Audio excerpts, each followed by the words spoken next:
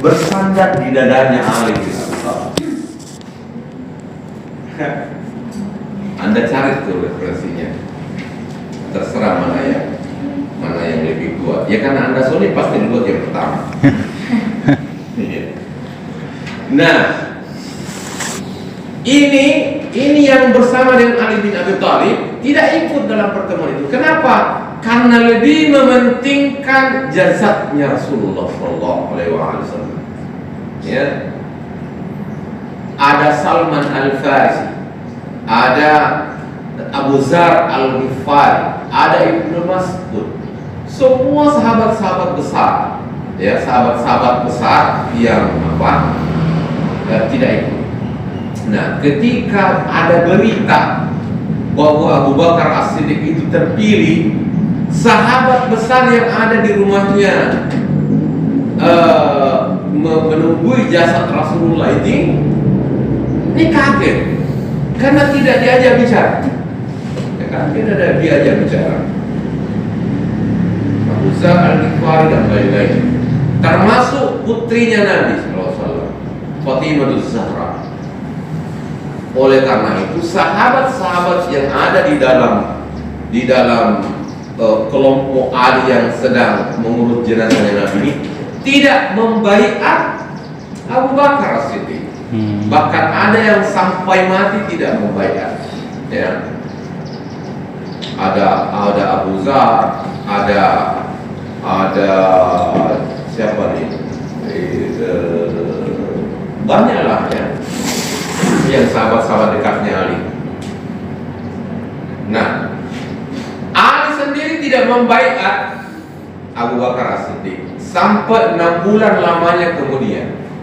Dan Fatimah Zahra itu tidak membaiat membaiat Abu Bakar sampai wafatnya.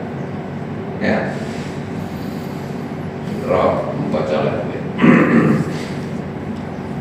Karena kelompok Ali dan orang-orang yang termasuk Fatimah Zahra itu tidak mau menerima pembaiatan Abu Bakar As-Siddiq karena mereka yakin bahwa sebenarnya sebelum Nabi wafat, Rasulullah Shallallahu Alaihi Wasallam sudah berwasiat kepada umat Islam untuk yang akan nanti menggantikan Nabi itu adalah Ali. Ya. Ini perbedaan mendasar antara orang Syiah dengan orang Sunni. Di dalam hadis Bukhari dan Muslim ada satu hadis yang disebut hadis tentang Ghadir Qum. Hadis tentang Ghadir Qum. Hadisnya itu begini. Man kuntu waliyan fa aliyun waliyan. Barang siapa yang menjadikan aku sebagai walinya, maka saya nyatakan bahwa Ali juga menjadi walinya. Nah, dalam bahasa Arab kata wali itu banyak artinya. Salah satu diantaranya adalah pemimpinnya. Ya. Nah, hadis ini baik Syiah maupun Sunni mengakui bahwa hadis itu sahih, tapi berbeda interpretasi. Orang Syiah mengatakan itu pertanda bahwa Nabi mewasiatkan kepemimpinannya itu setelah wafat kepada Ali. Orang Sunni mengatakan tidak, kata wali itu kekasih. Nah, di situ sebenarnya. Ya. Yang kedua, kalau ada misalkan tuntutan pernyataannya orang Sunni itu, wah Syiah itu sesat karena tidak mengakui kekhalifaannya Abu Bakar, gitu. Nah, ini pernyataan itu sangat berbahaya. Kenapa berbahaya? Fakta sejarah mengatakan Fatimah sampai wafatnya tidak mengakui kekhalifahan Abu Bakar. Apakah ini sesat, Fatimah? Anda berani mengatakan Fatimah sesat? Tidak. Pasti tidak. Jadi kalau ada orang yang mengatakan kalau saya tidak mengakui kekhalifahan Abu Bakar, apakah itu sesat? Lalu banyak sahabat yang tidak mengakui kekhalifahannya Abu Bakar As-Siddiq. Ya, bacalah sejarah dengan baik supaya tidak apa sembarang kita ngomong. Nah, itu dulu ya yang apa. Kemudian Abu Bakar As-Siddiq. Nah, siapa nama sebenarnya Abu Bakar As-Siddiq? Abdullah bin Abi Aufa. Abu Bakar itu apa ya? Julukan. Julukan. Bakar itu kan Abu itu kan ayah. Ayah. Kalau Bakar apa? Bakar.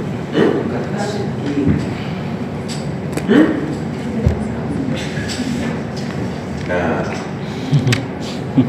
orang Syiah itu tidak pernah mengatakan Abu Bakar, selalu menyebut namanya Abdullah bin Quhafa, Abu Quhafa. Karena sebenarnya yang membuat julukan Abu Bakar itu yang berikut itu kemudian ya,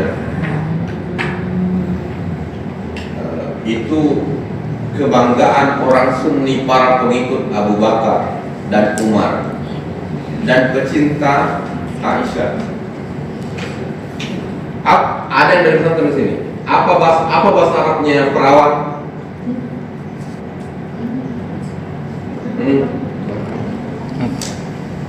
Ada? Perawan itu namanya bikrun. Bitkun. Ya, Krun. bikrun. Bitkun. Nah, julukan Abu Bakar itu sangat bangga diletakkan kepada Abu Bakar, karena julukan itu merujuk pada bahwa satu-satunya istri Nabi yang perawan itu adalah Aisyah. Ya.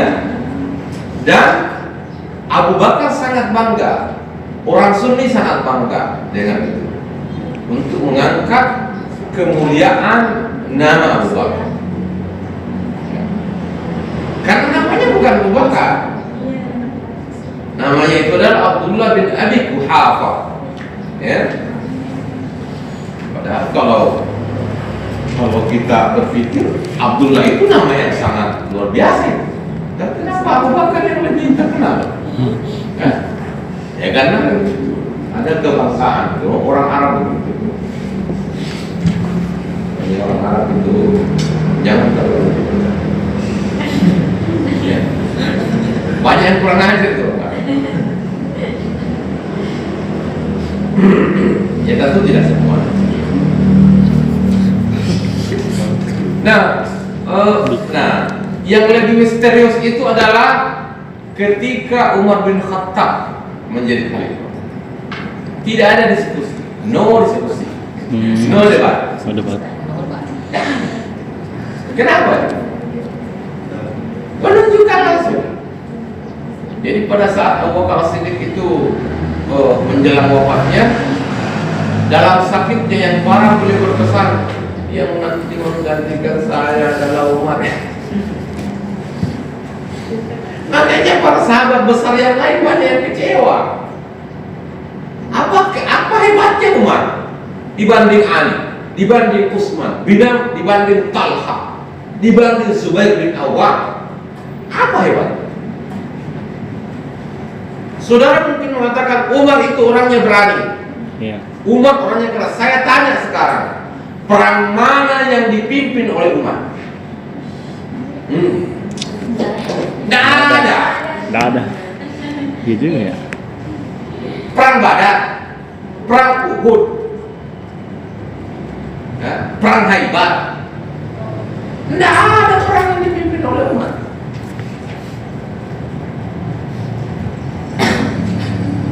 Nah, lalu ketika terjadi di malam hijrah, Anda tahu kejadiannya di malam hijrah, rumah Nabi dikepung, Iya. rapat oleh para pembunuh, dan ketika Nabi menawarkan siapa di antara kalian yang mau menggantikan saya di tempat tidur, Ali. apa Umar? Ali. No. Lalu fa'aina Umar yang katanya hebat itu? Ya, Bagus. ya makanya baca baik-baik sejarah. Saya tidak mendiskreditkan Umar ya, radhiyallahu anhu. Tapi ini sejarah. Ya. Saya kira Umar masuk dalam as-sabiqun al-awwalun yang dijamin masuk surga, ya kan? Tidak ada yang protes itu. Tidak ada yang saksikan itu. Nabi sendiri yang ngomong itu. Tetapi kita sebagai orang yang belajar sejarah, ya harus kritis. Tidak hanya apa katanya. Katanya hebat Pak. Hebat iya untuk adiknya. Ya toh ceritanya waktu mau masuk Islam toh.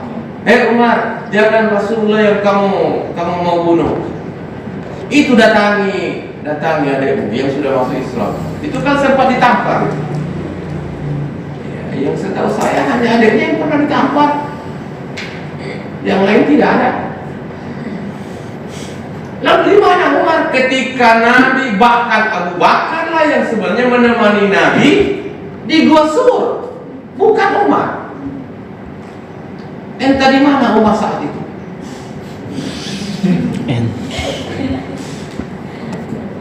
Sekarang tugasmu kalian.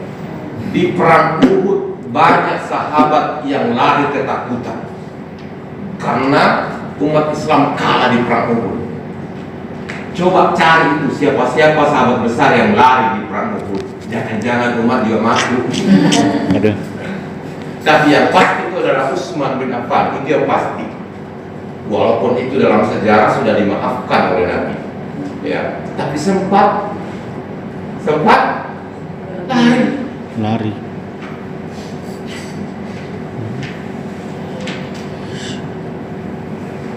Dan siapa yang mempertahankan, mendampingi Nabi di samping Nabi pada saat terjadi kekalahan di Uhud dan Nabi jatuh ke lubang sampai giginya patah dan bibirnya patah, berdarah. Siapa ya mendampingi?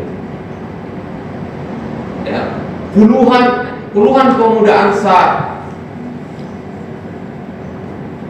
tewas mati syahid secara beriringan. Syahid lagi, diganti lagi. Dan siapa sahabatnya? Apakah Umar yang mendampingi Nabi pada saat itu? Yang katanya hebat itu, yang katanya pemberani itu, bukan.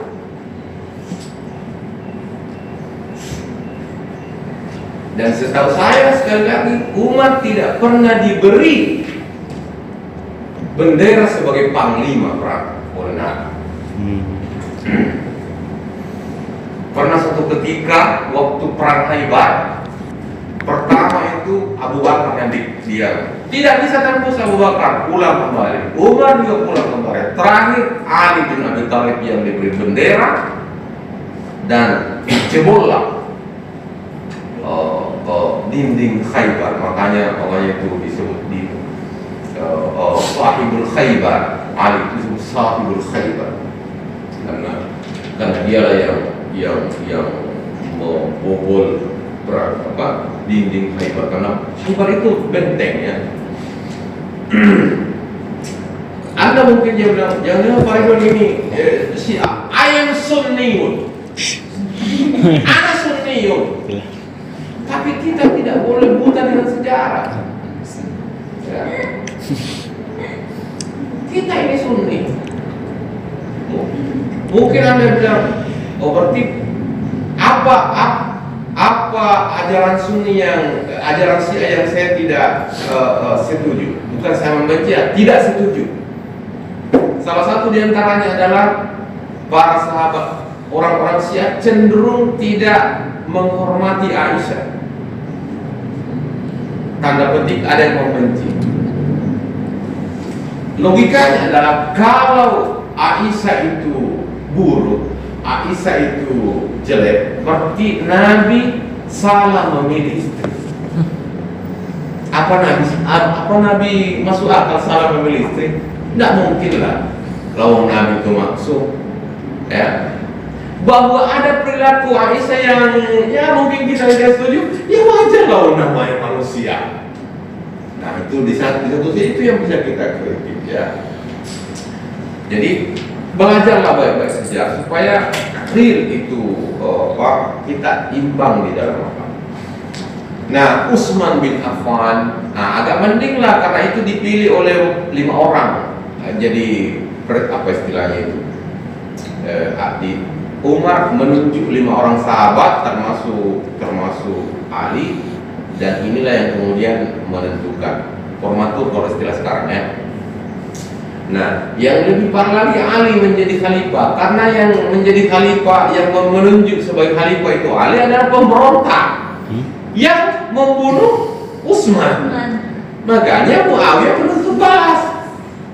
Nah, terjadilah kekacauan, ya. Nah, itu latar belakang. Nah, bagaimana dengan pendidikan Islam? Apakah berjalan? Yes, berjalan. Ya, jadi pendidikan pada masa Nabi sejak di Mekah sampai ke Madinah, sampai Abu Bakar, sampai Ali itu terus berjalan. Jangan dibayangkan pendidikan di masa itu ada perguruan tinggi, ada dosen. Enggak, dia berjalan secara alami, ya, secara alami. Para sahabat lah yang menjadi tokoh-tokoh kunci pendidikan itu. Ya, makanya terkenal tuh Ali bin Abi Thalib banyak muridnya, Utsman bin Affan banyak muridnya, Umar saya tidak tahu ada muridnya atau tidak, ya. Tapi Abu Bakar banyak muridnya. Nah, cuma memang Umar bin Khattab ini punya anak yang kemudian menjadi ikon tafsir yang namanya Abdullah bin Umar bin Khattab, punya anak yang hebat, ya. Jadi ada Abdullah bin Abbas, ada Abdullah bin Umar bin Khattab, ada Abdullah bin Mas'ud, ada Abdullah bin Amr bin As. Nah, kalau saya sebut Amr bin As ini, pasti anda ingat perang Siffin yang mengakali Ali bin Abi Thalib sehingga Muawiyah menjadi khalifah. Jadi dia berbohong ketika berhadapan dengan Abu Musa al-Asy'ari utusannya Ali, dan Amr bin As utusannya Muawiyah di Siffin. Tapi kemudian dengan liciknya Amr bin As mengangkat Muawiyah dan menurunkan Ali, ya. Nah, Amr bin As kemudian menjadi gubernur Mesir yang di era Umar bin Khattab itu pernah dia apa itu? Ya, salah satu yang terkenal,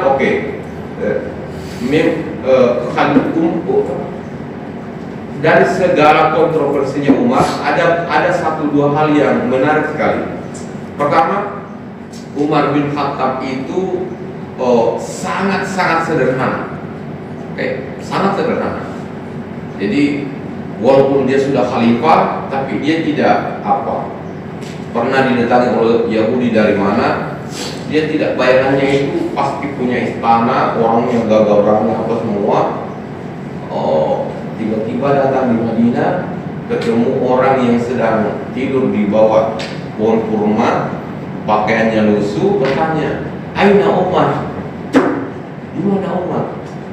Padahal yang ditanya itu justru Umar bin Khattab. Begitu sederhananya, ya. Nah, yang kedua, Umar bin Khattab itu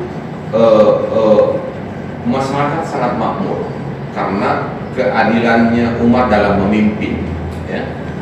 Dan Umar biasanya kalau malam hari keluar keliling kota Madinah untuk memeriksa bagaimana rakyat itu.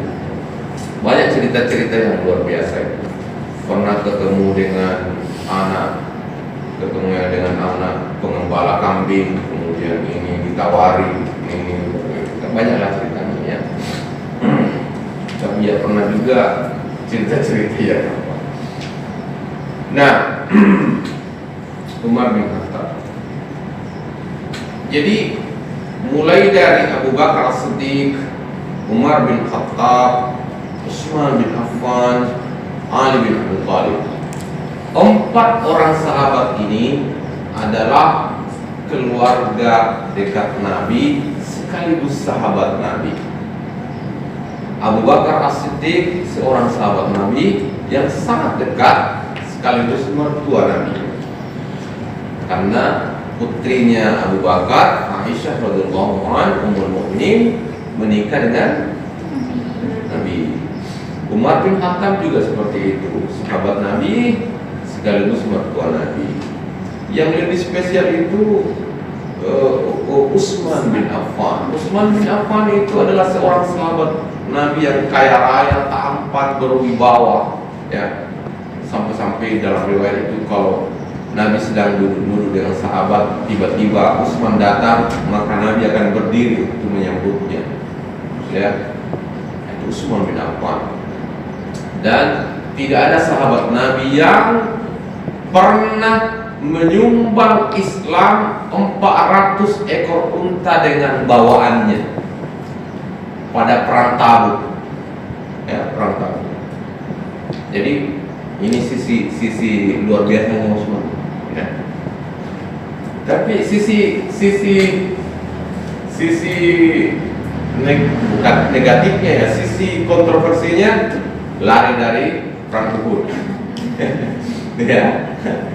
Kemudian masa pemerintahan 6 tahun terakhir itu masa yang paling buruk. Ya. Ada sahabat, ada keluarganya Utsman yang diangkat menjadi bendahara negara atau Baitul Mal. Padahal orang itu pernah diusir Nabi dari Madinah karena perlakuan yang buruk, ya, perlakuan yang buruk. Tapi di era Utsman dipanggil kembali, bahkan diangkat sebagai bendahara. Itu di era itu. Tetapi penghargaan Nabi terhadap Utsman luar biasa. Ya. Pada tahun pertama Hijriah, Nabi menikahkan putrinya dengan Utsman. Putrinya Nabi itu namanya Ruqayyah binti Rasulullah. Ya. Pada perang Badar, Ruqayyah ini wafat. Ya, wafat. Dan dalam waktu yang tidak terlalu lama, Nabi kembali menikahkan putrinya kepada Utsman bin Affan. Nama putri Nabi itu adalah Ummi Kalsum. Ya, tak lama kemudian Ummi Kalsum juga wafat. Nabi tidak punya anak lagi yang bisa dinikahkan karena Fatimah itu menikah dengan Ali di awal Hijriah, di awal tahun Hijriah. Tapi apa kata Nabi setelah Ummi Kalsum wafat? Andai saja saya masih punya putri yang bisa saya nikahkan, maka saya akan nikahkan kepada Utsman bin Affan. Begitu Nabi menghormati. Ya. Jadi begitulah para sahabat. Para sahabat juga manusia. Ada sisi luar biasanya, ada sisi yang dicelanya. Saya tanya saudara, Anda begitu mengagung-agungkan Aisyah kan? Ya, sampai membuat lirik lagu yang saudara nyanyikan di kamar sendiri. Aisyah. Ya, tapi coba ada beberapa hadis Aisyah, ya, yang hampir semua ulama tidak mau menerimanya. Hadis itu. Satu, Aisyah lah yang mengatakan bahwa yang Mi'raj, yang Isra Mi'raj itu adalah ruhnya saja Nabi. Dari Aisyah. Kata ketika terjadi perdebatan, bagaimana mungkin Nabi itu dari Mekah ke Palestina, dari Palestina ke Sidratil Muntaha. Ada yang mengatakan ini kekuasaan Allah, Nabi dalam keadaan jasad dan ruh. Ya. Kata Aisyah Bagaimana mungkin Nabi itu jasad dan ruh? Itu hanya hayalan, artinya hanya istilahnya hanya ruh saja. Karena pada malam itu, ya kata Aisyah, pada malam itu saya sedang bersamanya. Walaupun itu dikritik oleh ahli sanad. Kenapa? Peristiwa Isra Mi'raj itu peristiwa Mekah. Sedangkan Nabi sama-sama dengan Aisyah nanti di Madinah, ya kan? Itu yang kedua. Mohon maaf kalau saya sebut ini ya. Saya sebenarnya malu ceritanya. Tapi itu diriwayatkan di Bukhari, diriwayatkan di Muslim. Coba cari tentang berapa kali susuan supaya kita bisa menjadi ibu susuan dan saudara sesusuan. Ada namanya mau Salim sahabat Salim. Itu bukan katanya. Dalam riwayat itu kata Aisyah, kalau kamu agak supaya kau bisa menjadi muhrimmu, ya, muhrimmu, kan begini ceritanya. Ada seorang sahabat yang punya pembantu namanya Salim. Tapi Salim itu sudah agak dewasa karena sudah jenggotan. Selalu masuk di kamarnya karena merasa dekat. Maka melaporlah kepada Aisyah. Ya Aisyah, bagaimana caranya supaya dia bisa menjadi muhrim? Tidak bisa dia langsung masuk. Kata Aisyah, susui dia. Padahal Salim ini sudah berjenggot.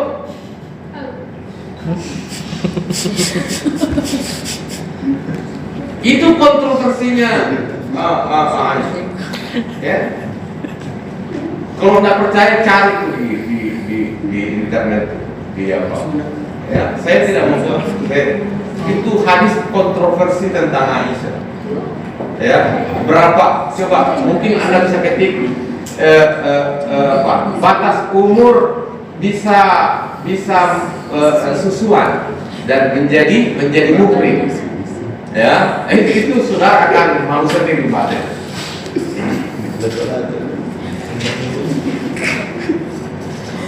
Nah, itu kontroversinya Aisyah. Celakanya karena itu diriwayatkan oleh Bukhari, diriwayatkan oleh Muslim. Nah, kenapa celaka? Karena kita sudah terlanjur mengatakan kalau sudah di Sahihul Bukhari, Sahihul Muslim, maka kita tidak boleh membantahnya. Itu celakanya kita, orang Sunni. Ya. Orang Syiah tidak mau. Oh, itu sudah, itu tidak mungkin lah itu. Itu sudah bertentangan dengan Al-Quran tuh. Kan salah satu kriteria hadis sahih kan pertama adalah tidak bertentangan dengan Al-Quran. Riwayat Aisyah itu bertentangan tidak Al-Quran? Ya bertentangan. Ya.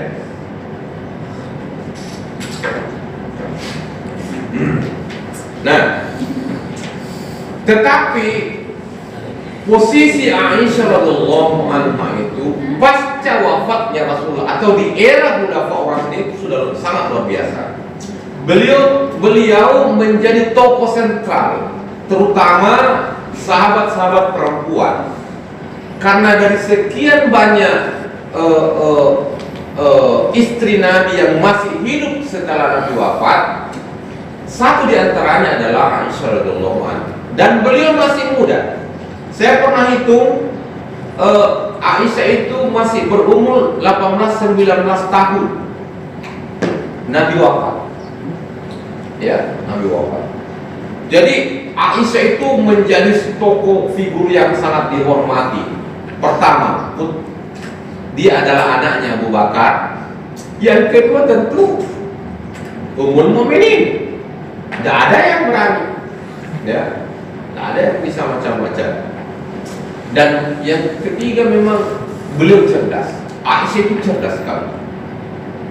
Makanya Aisyah itu termasuk sahabat satu-satunya sahabat perempuan, tentu sekali ada yang ribuan hadis yang diriwayatkan. Hanya kalau di kalangan Sunni yang mengalahkan itu hanya siapa? Kalau menurut Sunni siapa sahabat yang paling banyak meriwayatkan? Bukhari. Bukan, di tingkat sahabat maksud saya. Abu Hurairah. Ya. Abu Hurairah. Abu Hurairah itu bermasalah. Ada tewas. Anda banyak mungkin saudara bisa bayangkan ya. Abu Hurairah itu hanya 2 tahun setengah bersama Nabi wafat. Ya. Abu Hurairah tidak mengalami masa Mekah, hanya akhir masa Madinah yang dialami. Tiba-tiba muncul menjadi sahabat yang paling banyak meriwayatkan hadis. Logikanya di mana? Jadi kalau saudara-saudara kalau Abu Hurairah an Abi Hurairah sudah langsung kaget. Hurairah ini baca itu sejarahnya Abu Hurairah. Ya. Pernah dipukul oleh Umar, pernah ditonjok oleh Umar di eranya Umar karena terlalu banyak mengatakan kalau Nabi. Hah, dari mana kamu dengar ini? Aisyah paling benci dengan Abu Hurairah karena selalu membawa-bawa kalau Nabi.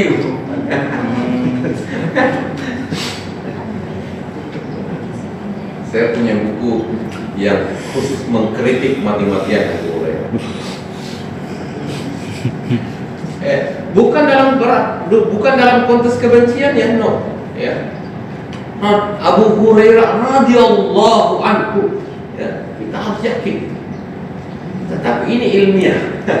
Ini konteks sejarah. Ya. Tidak boleh kita jadi bedakan antara penghormatan kita sebagai umat Islam, tapi dalam konteks sejarah yang harus kita fight. Ya.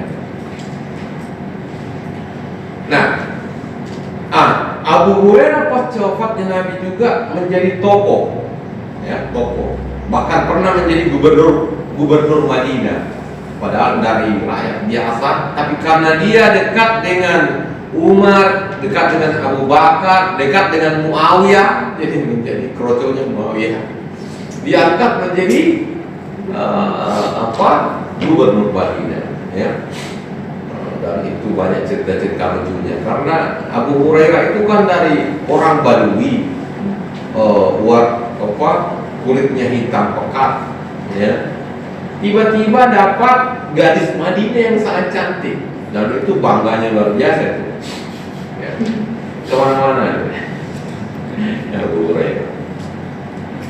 Ya, jadi sahabat Nabi. Nah, jadi banyak sahabat yang menjadi tokoh besar, ya, tokoh besar. Baik, nah sejak itu pusat-pusat pendidikan, pusat-pusat pengajaran itu tersebar di mana-mana. Di era khilafah, terutama era mulai Abu Bakar, karena setelah Nabi wafat itu para sahabat terbagi 2. Ada sahabat yang tidak mau meninggalkan Madinah, tapi ada sahabat yang justru meninggalkan Madinah setelah Nabi wafat. Ya. Ada yang ke Syam, ada yang ke Baghdad, ada yang ke Mesir, ada yang ke mana-mana. Nah, di tempat-tempat itu kemudian sahabat ini menjadi tokoh sentral, mengajar, ya, mendidik, mengajar, menjadi tempat orang bertanya karena mereka tahu adalah sahabat Nabi. Nah, makanya nanti kemudian ini yang menyebabkan mengapa banyak mazhab, karena sahabat ini yang kemana-mana mengajarkan di situ. Nah, tentu pemahaman Al-Quran, pemahaman hadis dari Nabi antara sahabat yang satu dengan sahabat yang berbeda. Nah, itulah kemudian terus. Ya, misalnya mazhab Hanafi, mazhab Syafi'i, mazhab Maliki, mazhab Hambali. Maliki itu di Madinah, Malik. Kemudian Hanafi di Baghdad, ya. Kemudian Imam Syafi'i lebih banyak di Mesir. Imam Hambal itu di Baghdad. Jadi berbeda-beda, ya. Nah, itulah sampai kita sekarang, ya. Sampai kita tentang kunut. Imam Syafi'i mengatakan sunnah, Imam Hanafi mengatakan tidak. Tentang bismillah di awal Al-Fatihah, Imam Malik mengatakan tidak perlu dibaca malah. Imam Ahmad bin Hanbal tidak, bisa dibaca tapi disirrikan. Tetapi Imam Syafi'i mengatakan bagian dari Al-Quran, bagian dari Al-Fatihah, ya sebagaimana Al-Fatihah itu dibaca, ya sebagaimana itu juga bismillah. Makanya dijaharkan.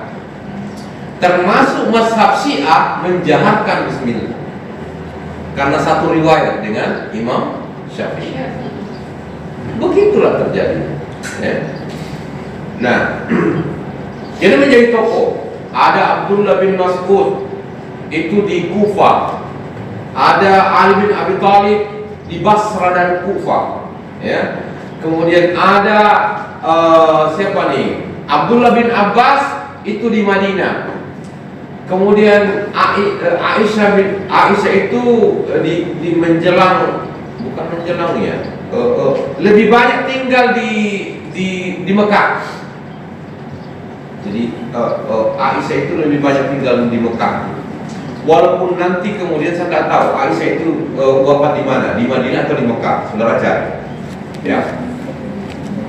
Nah, karena keluarga besar Abu Bakar itu justru banyak tinggal di Madinah. Salah satu di antaranya adalah apa?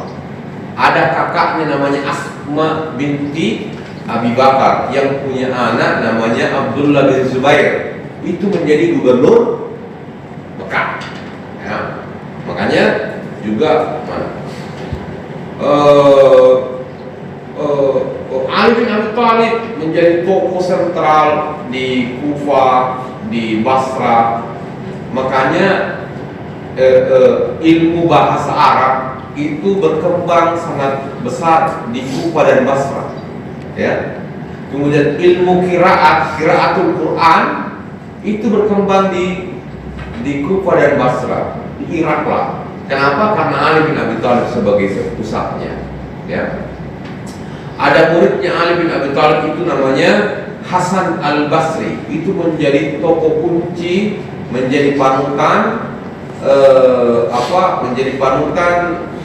ulama-ulama sufi berikutnya, ya, ulama sufi. Kemudian di bidang bahasa ada muridnya Ali bin Abi Thalib itu namanya Abu Aswad Ad-Duali.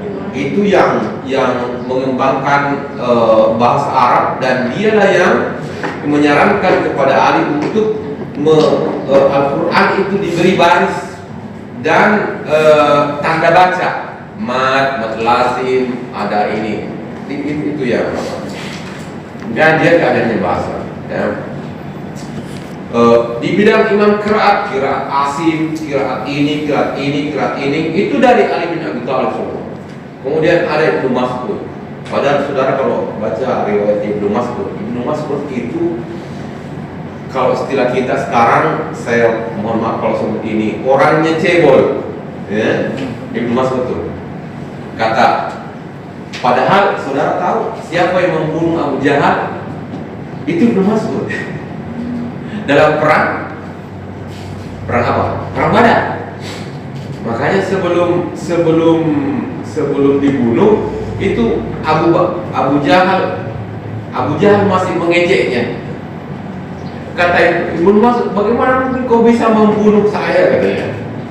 Lawan pedangmu lebih tinggi dari dirimu. Dan kan dibunuh. Ya, itu Ibnu Mas'ud. Ibnu Mas'ud ini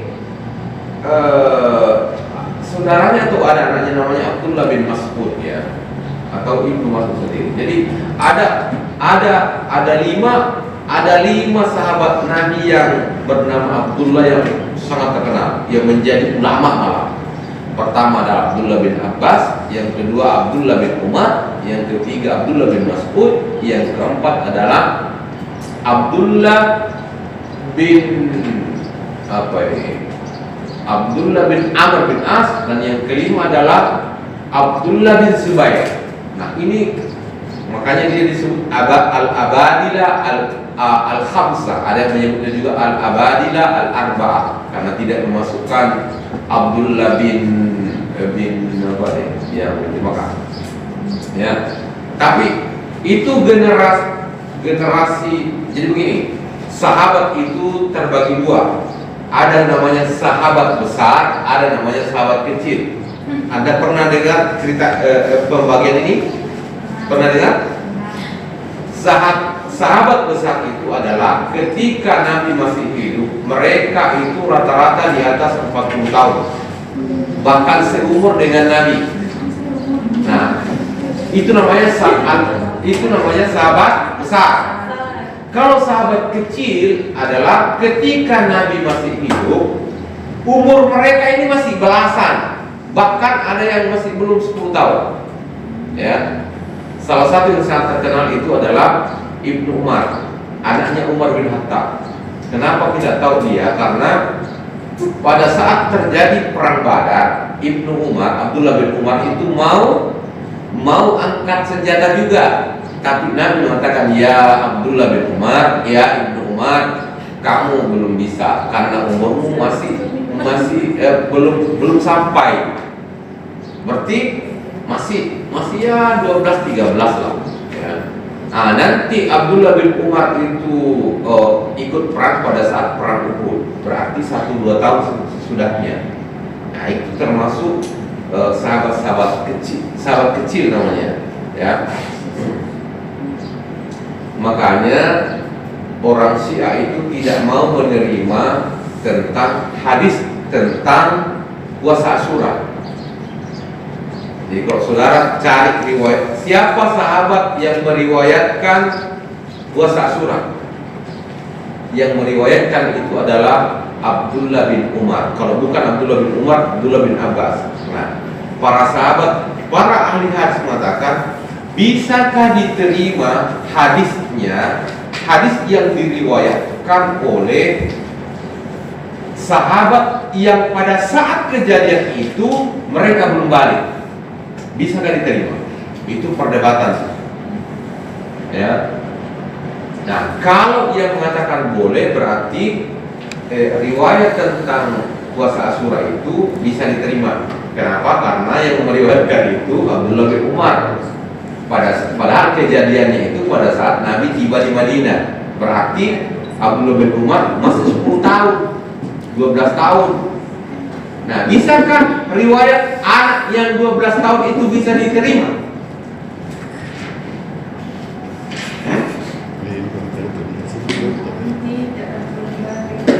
Nah, para ahli hadis terbagi 2. Ada yang mengatakan tidak boleh, ada yang mengatakan boleh. Ya.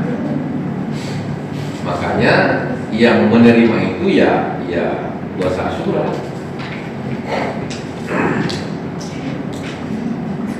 Sama dengan riwayat yang mengatakan begini, antum a'lamu bi umuri dunyakum. Pernah dengar hadis? Antum a'lamu, kalian yang lebih tahu, umuri dunyakum, urusan dunia kalian.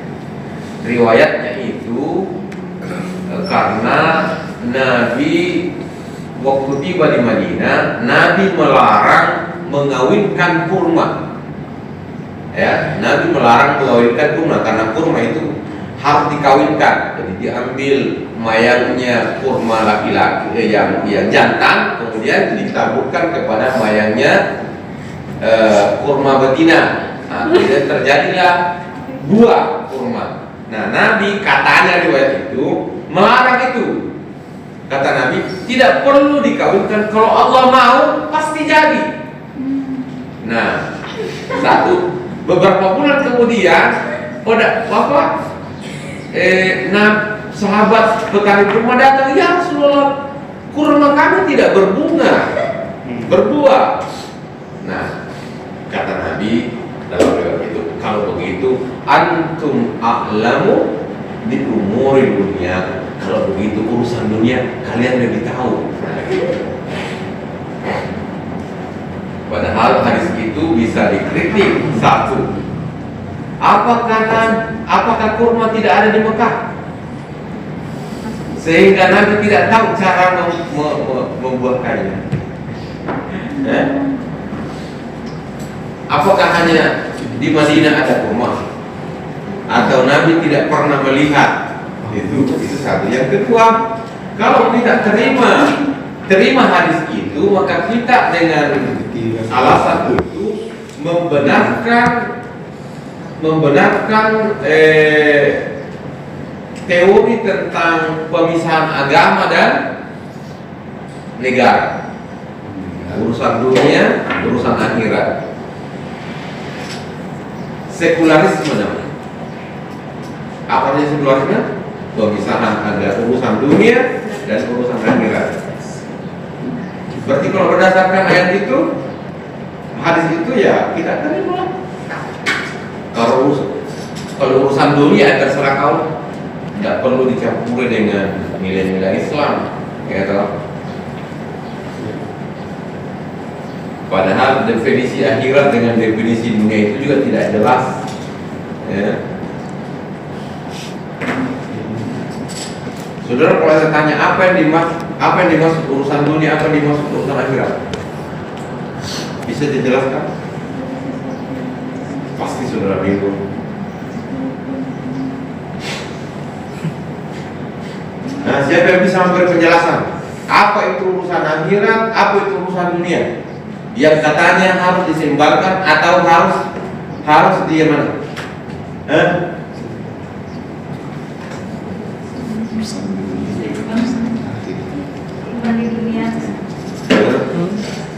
Iman di dunia kakak ya juga. Atau definisinya dulu, apa disebut urusan dunia, apa yang disebut dengan urusan akhirat? Ini yang sering ceramah ini.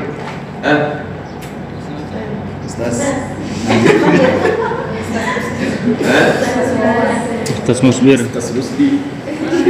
Maju Ustaz.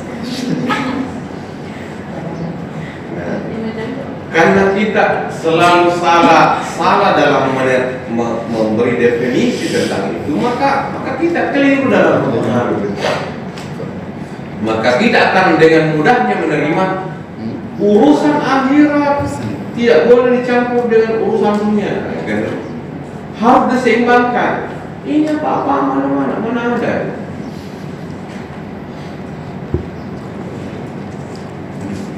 Padahal kita tidak mengerti apa definisinya itu.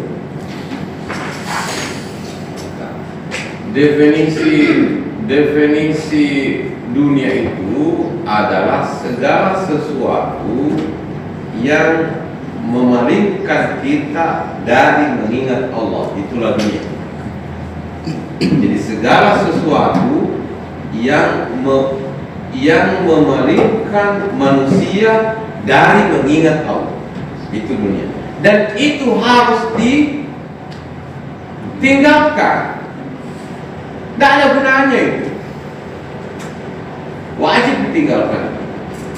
Nah, urusan akhir adalah segala sesuatu yang dengan itu kita selalu terpaut dengan Allah. Itu namanya urusan. Nah, kalau definisi pengertian seperti itu, masih setuju ke Anda mengatakan urusan dunia harus diseimbangkan dengan urusan akhirat? Pasti sudah tidak setuju. Justru menurut saya semua urusan kita di dunia ini harus diorientasikan untuk urusan Akhirat. Apa-apaan mau diseimbangkan, malah ditinggalkan urusan dunia. Ya, nggak ada gunanya. Kenapa? Karena kalau urusan dunia itu adalah urusan yang memalingkan kita dari mengingat Allah. Makanya kalau anda ke pasar, anda ke kantor yang dulu, anda kemana saja, maka orientasi kepergian anda itu adalah orientasi akhirat. Di mana kita steknya masuk di niatmu, apa niat? Jadi yang membedakan itu urusan dunia, itu urusan akhirat adalah niatmu. Kamu salat saja bisa bernilai dunia, bisa bernilai dunia salatmu, ya. Hajimu bisa bernilai dunia. Jadi dunia dan akhirat itu ada pada nilainya, karena dia bermula dari niat, ya. Bermula dari niat. Makanya Nabi mengatakan apa? Innamal a'malu Binniyat.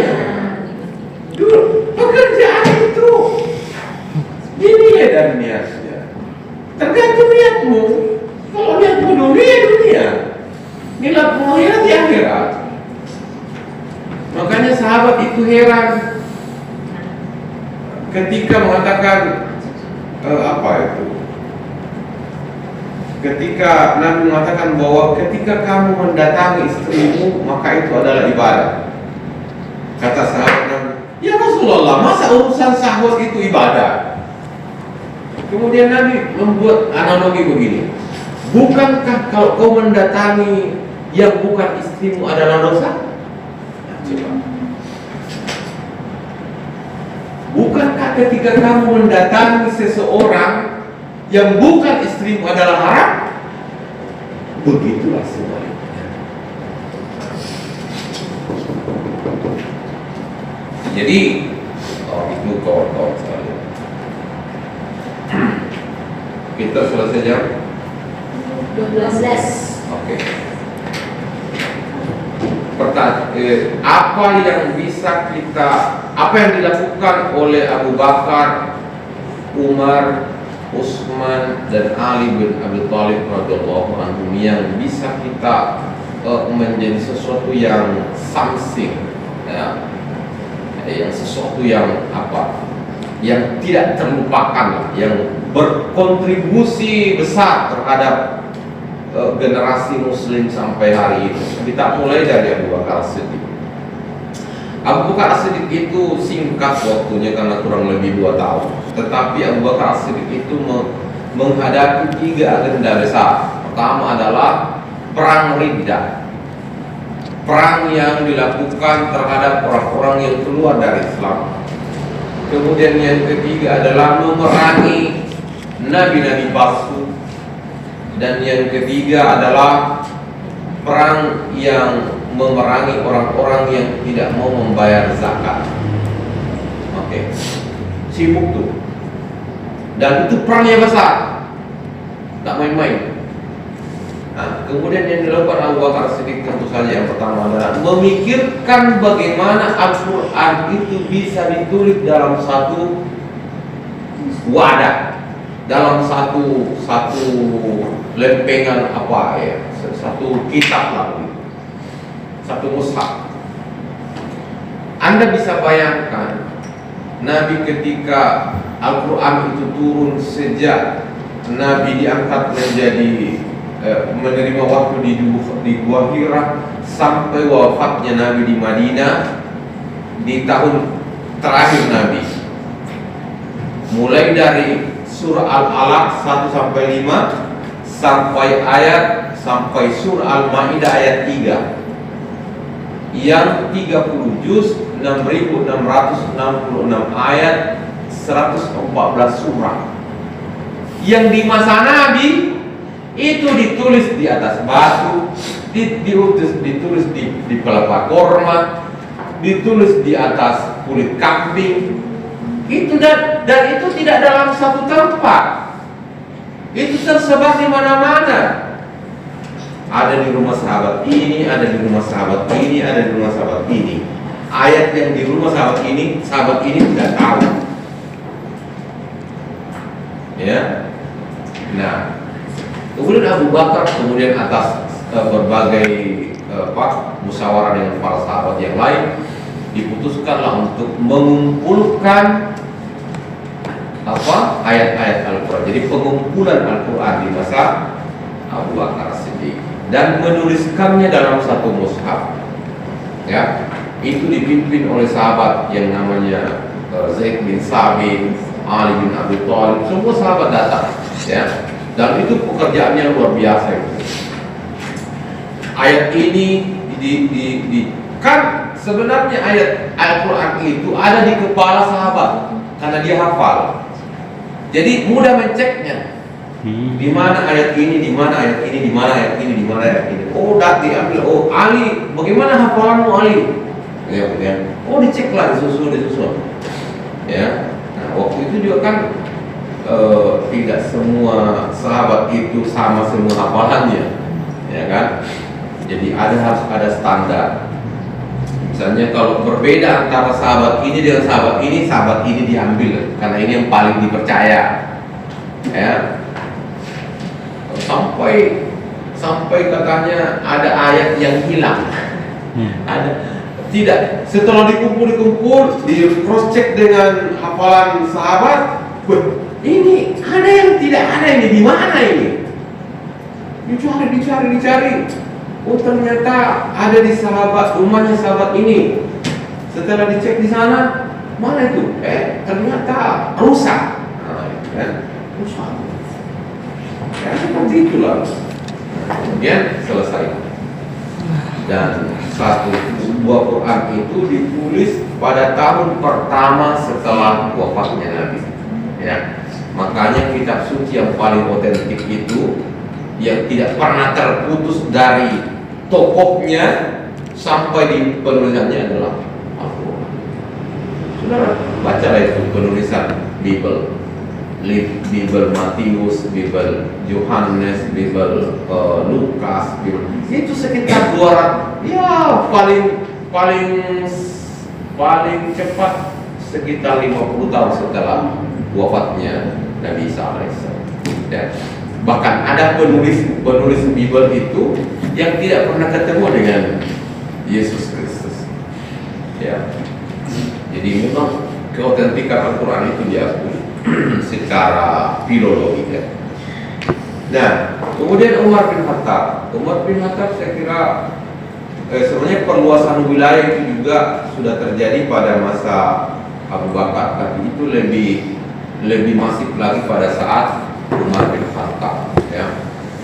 Dan saya bayangkan dalam waktu yang tidak lama, 10 tahun lamanya, Persia ditaklukkan yang hari ini menjadi Iran. Ya. Syam ditaklukkan, kemudian Palestina ditaklukkan, kemudian Mesir ditaklukkan oleh jenderal-jenderalnya Umar bin Khattab. Ya. Kemudian bagaimana?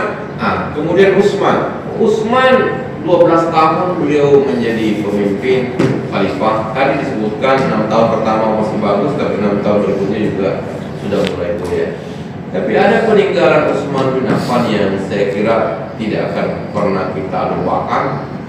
Beliaulah yang menginisiasi penulisan kembali Al-Quran yang sudah ditulis di eranya Abu Bakar As-Siddiq, standarisasi qiraat, standarisasi tulisan, dan itu kemudian disalin menjadi 7, atau ada yang mengatakan 6, ada yang mengatakan 7, kemudian dikirim ke berbagai daerah. Ya. Ada yang mengatakan bahwa salah satu di antara yang dikirim itu masih bisa ditemukan hari ini aslinya, ya. Tapi ya itu di salah satu perpustakaan besar di Inggris, di Birmingham. Itu diambil ketika Inggris menguasai Timur Tengah, atau diambil di sana. Bukan yang ada di perpustakaannya ya di Boleh tidak ada.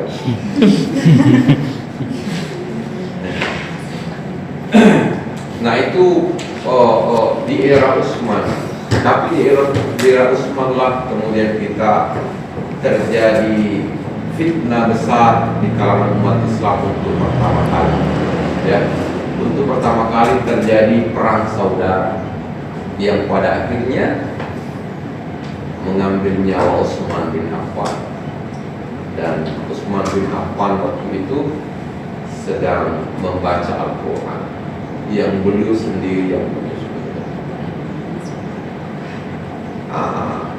Ali bin Abi Thalib lebih parah lagi, karena Ali bin Abi Thalib itu menjadi khalifah, justru yang mengangkatnya adalah para pemberontak. Ya. Di satu sisi Muawiyah bin Abi Sufyan itu menuntut ke Ali untuk segera mengadili orang-orang yang terlibat dalam pembunuhan Utsman. Bahkan ada tuduhan ke Ali bahwa Ali lebih memihak kepada para pemberontak. Padahal mereka tidak tahu bahwa yang menjaga pintu masuk rumahnya Utsman bin Affan itu adalah anaknya Ali bin Abi Thalib, Hasan dan Husain. Ya. Tapi kalian juga tahu dalam sejarah bahwa yang masuk ke dalam kamar Utsman bin Affan menghunus pedang itu adalah putra dari Abu Bakar As-Siddiq, Muhammad bin Abu Bakar As-Siddiq. Jadi kekacauan waktu itu betul-betul kacau karena saling terkoneksi ini dan itu. Siap dalam perang Jamal. Bagaimana bisa kita berpikir, dan siapa yang harus dibela antara pasukannya Aisyah dengan pasukannya Ali, bertempur saling membunuh. Lalu siapa yang salah? Sahabat bingung. Belum setelah itu pasukannya Muawiyah dan pasukannya Ali, ribuan orang saling membunuh. Padahal sama-sama sahabat, sama-sama mukmin. Jadi kacau betul. Ya. Nah, makanya salah satu poin dari aliran Ahlus Sunnah wal Jamaah, dan ini yang kita yakini, bahwa dalam persoalan-persoalan para sahabat besar saling bermusuhan, kita harus mengambil jalan tengah. Jangan ada yang disalahkan. Nah, si A kemudian mengambil jalan ekstrim. Tidak mungkin dalam satu peperangan tidak ada yang salah. Tidak mungkin dua-duanya benar. Itu logika mereka yang mereka bangun.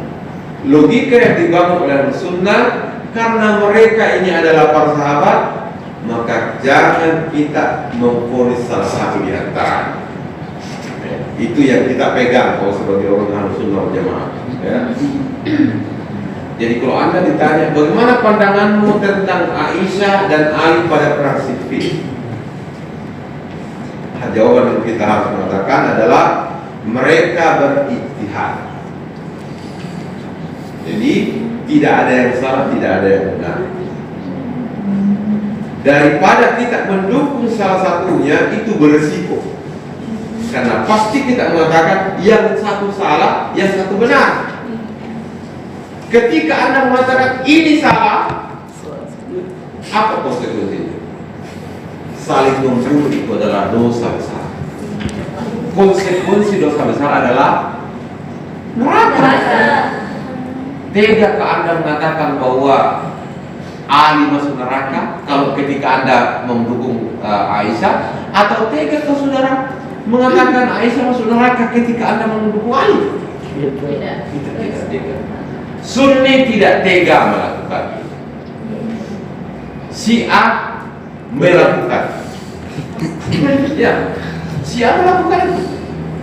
Perang Jamal jelas Syiah memihak Ali. Perang Siffin jelas Syiah memihak Ali. Ali. Karena mereka memihak Ali dalam perang Siffin, mereka memihak Ali dalam perang Jamal, perang Aisyah dalam perang Jamal, mereka Syiah memihak Ali dalam perang Siffin, maka konsekuensinya adalah lawan dari Ali pasti salah. Dan kesalahan itu kesalahan besar. Karena apa? Pembunuhan. Maka konsekuensinya adalah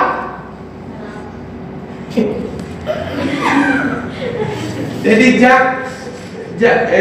ketika orang Syiah mengatakan Aisyah itu durhaka, Muawiyah itu durhaka, itu konsekuensi yang sangat bisa diterima dari logika yang dibangun. Ya. Ketika Sunni ditanya mana yang salah, Sunni itu cenderung tawakuf, mendiamkan, tidak berani memponis.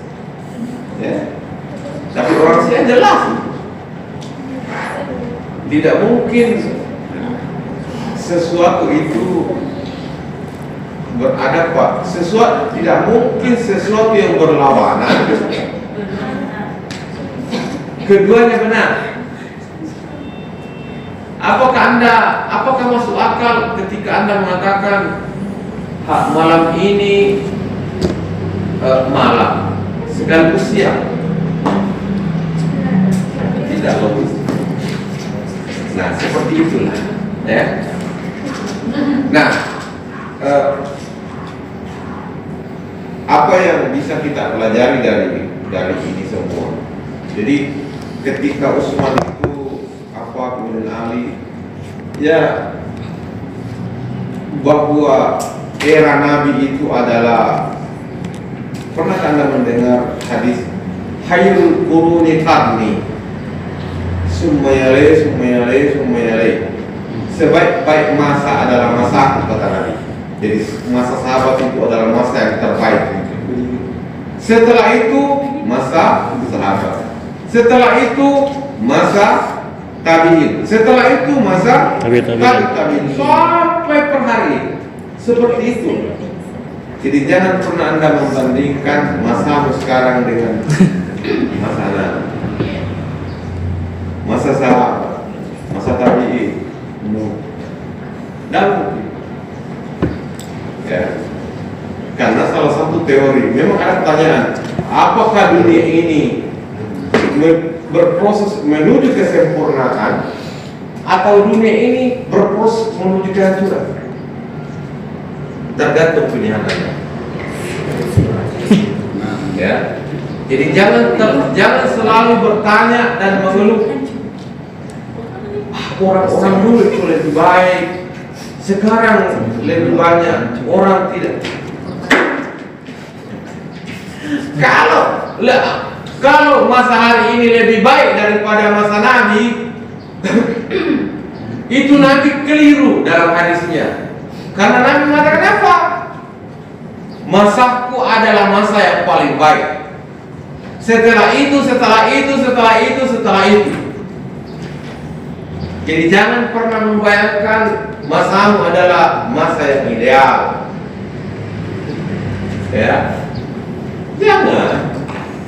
Tapi Pak, kalau begitu pesimis kimi palet, jangan berbuat apa-apa. Tidak. Makanya sekarang ini ada bertanya, bagaimana sekarang ini Pak? Bagaimana? Begini, lakukan, do the best. Oke? Lakukan yang terbaik. Kamu mengajarkan ini, ajari anak-anakmu akhlak, ajari anak-anakmu tauhid, lakukan itu dengan ikhlas. Ya, jangan pernah dan begini, jangan kita terlalu terbebani dan terobsesi bahwa apa yang kita ajarkan hari ini kemudian besok akan kelihatan hasilnya. Itu keliru kita berpikir. Ngajar saja. Nggak usah terlalu berpikir kapan. Karena life is proses. Hidup itu proses. Ya. Ya, Bu, like no simsalabim abrakadabra. Seperti tukang sulap. Bukan begitu. Hari ini kau ajarkan anak-anakmu tentang satu kebaikan. Boleh jadi belum besok, lusa, 1 bulan, 1 tahun, bahkan mungkin puluhan tahun ke depan baru dia bisa. Kesalahan kita adalah hari ini kita ngajar, besok kita mau berubah. Kenapa? Karena otak kita itu selalu mau memaksakan seseorang. Padahal kau bukan dia, dia bukan kau. Lalu kenapa kau selalu mau paksakan? Satu kesalahan berpikir. Ya. Kalau kita orang tua atau guru, didik mendidik sajalah. Ajarkan sajalah. Dan sambil berdoa, ya Allah, saya sudah menunaikan tugasku sebagai orang tua, sebagai guru. Aku serahkan sepenuhnya kepadamu untuk berubah hati ini. Karena yang merubah hati seseorang, merubah hati dan pikiran muridmu bukan kamu, tapi Allah lah yang merubahnya. Ya. Kesalahan kita adalah seolah-olah kita ini mau merubah. Kau mau ambil tugasnya Tuhan kalau Betul. terlalu sombong, saudara. Orang tua, kalian punya anak mungkin, ajar saja kebaikan anakmu dan tidak perlu terlalu risau kalau belum dia berubah. Dan jangan lelah berdoa, ya, karena Allah yang merubah hati anakmu itu atau muridmu. Makanya saya tidak pernah risau saudara paham apa yang saya bilang atau tidak, urusan apa ini amat. Ya. Tidak pernah saya tanya, oh mengerti tidak? Hah? Yang penting saya melaksanakan tugas dan kewajiban sebagai guru. Anda semua sudah datang melaksanakan tugasnya sebagai guru. Selesai. Dan itu sudah kemuliaan itu. Dan kita paham atau tidak. Masalahnya kalau saya tuntut di semua, saya akan tiap hari kecewa. Karena tidak paham. Makanya santai saja. Tidak usah terlalu terbebani. Menurut teori ini evaluasi, teori apa itu? Dan tapi jangan kasih tahu nih dosen evaluasi. Saya berbeda. Nah, pokoknya kalian ikhlas saja. Ikhlas datang, saya juga begitu. Sudah selesai tugas kita, selesai. Allah serahkan semua kepada Allah. Bukan urusan kita. Katanya ilmu nurun la yakdi liman as. Ilmu itu adalah cahaya dari Allah, ya, dan bukan hak kita untuk mengambil atau bagaimana. Hak Allah lah yang memberikan, ya.